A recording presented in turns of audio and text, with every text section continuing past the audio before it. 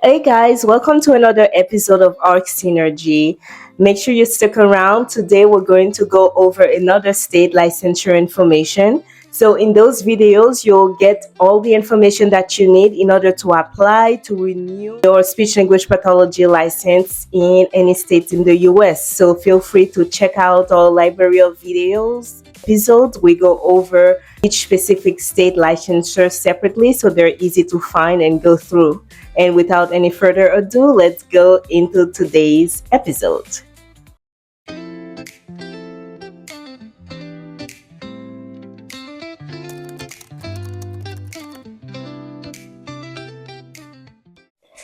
This week, we are going over the renewal process for the Michigan SLP license. We'll go over the CEU requirements, the trainings, and any additional information that you need to know. The Michigan SLP license renews every 2 years, but it has some details that are a little more involved than most states. So the CEU requirements are mandatory, but it also includes pain management CEU requirement, a cap on how many hours you can come from ASHA, and an additional training requirements that is calculated separately from your CEU totals. If you miss any of those, your renewal process will be incomplete, and that might be an issue doing if you get audited. So let's go through it in details. So the SLP license renews every 2 years. The renewal window open 90 days before your expiration date through the MI Plus account, so the Michigan Plus account. You are responsible for renewing on time whether or not you receive a notice, but usually they will send you a notice to let you know that the renewal window is open. But do not wait on that reminder. Check basically about approximately 3 months before your expiration date. That's when your window will open. The renewal fee, if you have an active license, is $165.40. If you're applying for a real licensure, so if your license has expired, then the fee jumps to $207.40. So always make sure that you renew on time. So now let's go into the CEU requirements. Michigan requires 20 continuing education hours for every renewing cycle. Within that number, you need 1 hour must be specifically for pain and or symptom management. This is a mandatory and it counts towards your 20-hour total. A maximum of 15 hours may come from ASHA approved CEUs. At least 5 hours must come from other approved activities per the Michigan administrative rule. There are no minimum or maximum on clinically related hours versus non-clinically related hours beyond these constraints. You need to retain all your CEU documentation for at least 4 years. That's how far back the audits can occur.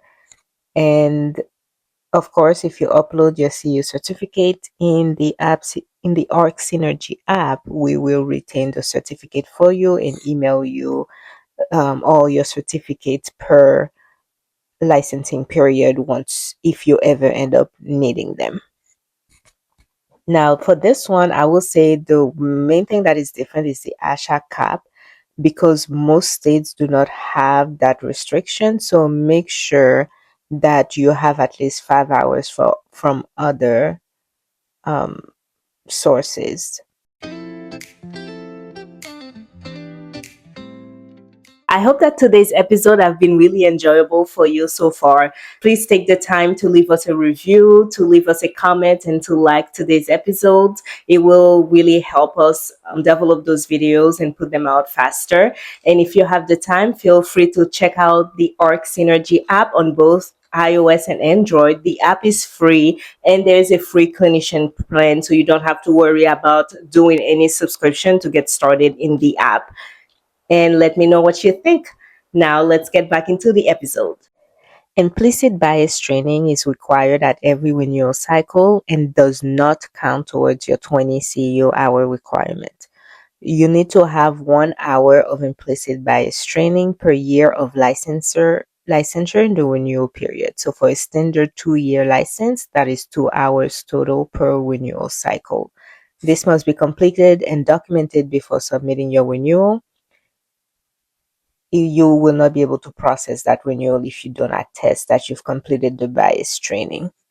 So again, this is a second separate training requirement that is in addition to your CEU requirement. And remember that we covered this during the first week of the Michigan licensure. Human trafficking training is required one time at initial licensure, and implicit bias training is required at every renewal cycle.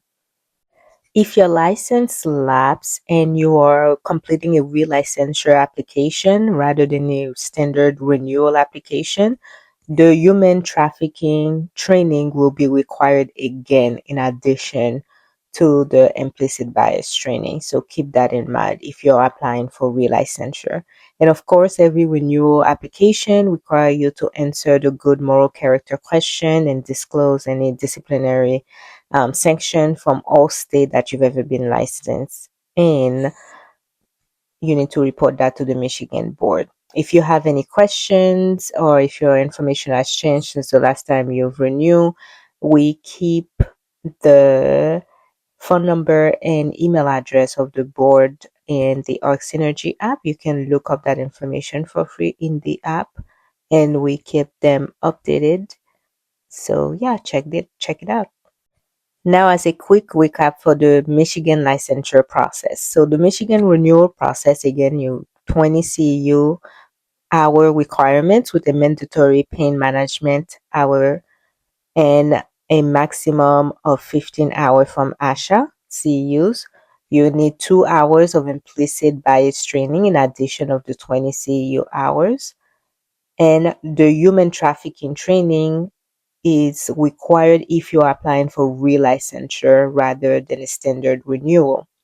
So these separate compliance you need to manage and track can be easily done through the Arc Synergy app. Now, for a quick recap for all of the other licenses that we covered or expired, we have the provisional licensure that is valid for 2 years with a 1-year renewal.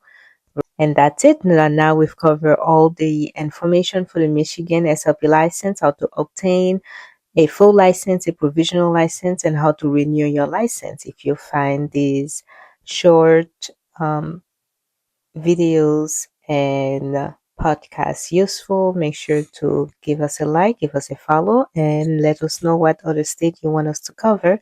See you guys next week.